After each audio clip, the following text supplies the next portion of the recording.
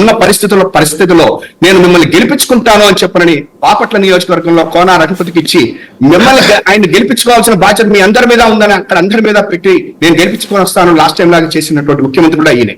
అయితే ఇవాళ నేను ఈ సామాజిక వర్గాలు ఎందుకు ఈ కులానికి ఇందాక మా సుహాసిని గారు ఒక మాట అంటున్నారు, గెలిచేటువంటి వ్యక్తికి ఇవ్వాలి కదా అని చెప్పంటున్నారు. గెలిచే వ్యక్తి ఎవరు? ఇవాళ రోజు చంద్రబాబు నాయుడు గారు ఆయన ఇచ్చినటువంటి ఒక్కసారి చూస్తే 74 ఓసీలలో ఒకే వర్గానికి 30 సీట్లు పైన ఇచ్చేశారు. మరి వాళ్ళ భారతీయ జనతా పార్టీలో చూస్తే 6 ఓసీల్లో హాఫ్ ఒకే వర్గం.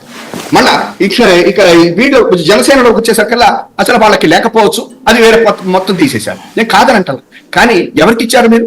ఒక్క వర్గంకి మొత్తం ఎన్ని సీట్లు ఇచ్చారు ఇప్పటికి ఇవాళ రోజున? అంటే మిగతా వాళ్ళకి ఇవ్వద్దు, లేకపోతే ఆ వర్గం మీద నాకు కోపం లేదండి, ఆ వర్గం మీద నాకేం కోపం లేదు, కానీ మారుతున్న సమాజంలో అందరికీ అవకాశం ఇవ్వాలి. అయితే సుహాసిని గారు ఒక మాట అన్నారు, గెలిచేటువంటి అభ్యర్థులకు ఇవ్వాలి కదా అన్నారు. గెలిచేటువంటి అభ్యర్థులు ఎవరు గెలుస్తారు? చంద్రబాబు గారు కూడా, ఎన్టీ రామారావు గారు అంతటి వాడు కూడా ఒక చోట ఓడిపోయాడుగా, చిరంజీవి గారు అంతటి వాడు కూడా ఒక చోట ఓడిపోయారుగా. గెలిచేది ఎవరు, ఓడేది ఎవరు?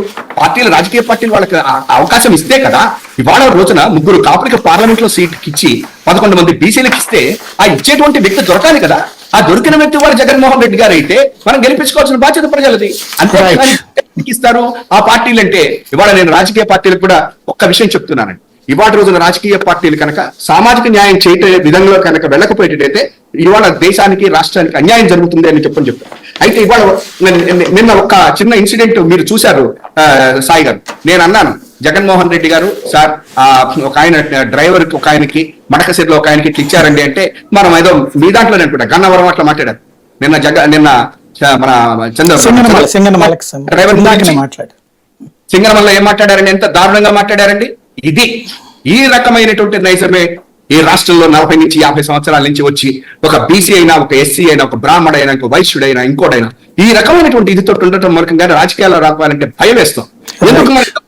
మన డబ్బులు ఇవ్వకపోతే సీట్ ఇవ్వరు, మనం గెలవమంటారు. అదేంటో నాకు అర్థం కాదు, గెలవమంటారు. హెచ్చరికలో కళా వెంకట్రావు గెలరు, కానీ బీజేపీ గెలుస్తుందా? 0.1 బీజేపీ గెలుస్తుందా? ఆశ్చర్యం. వాళ్ళు ఇవ్వచ్చు, ఇస్తారు, ఇక్కడి నుంచి అక్కడికి ఇస్తారు. అయితే ఇవాళ ఒక బ్రహ్మాండమైనటువంటి ఇది ఒక చివరితో నేను ఎండ్ చేస్తున్నానండి. ఇది మా జస్టిస్ ఎన్వి రమణ గారు, ఆయన నిన్న ఒక చోట మాట్లాడటం జరిగింది, చాలా బాగా మాట్లాడారు. ఆ ఒక్క వరే నేను చెప్తున్నాను. ఇప్పుడున్న పరిస్థితుల్లో రైతు కూలీల వంటి వర్గాలకు న్యాయం జరగాలంటే వారికి న్యాయ వ్యవస్థ సహా వివిధ శాఖల్లో ప్రత్యేక రిజర్వేషన్ కల్పించాలి. లేని పక్షంలో కొన్ని సంపన్న కుటుంబాలకు చెందిన వ్యక్తుల ఆధిపత్యంలోనే ఆ వ్యవస్థలు ఉండిపోయి రైతాంగానికి న్యాయం లభించదు అని చెప్పారు.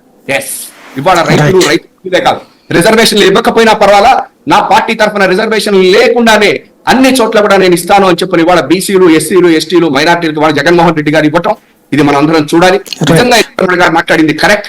వాళ్ళకి రిజర్వేషన్లు కోసం ప్రయత్నం చేయటం ఒక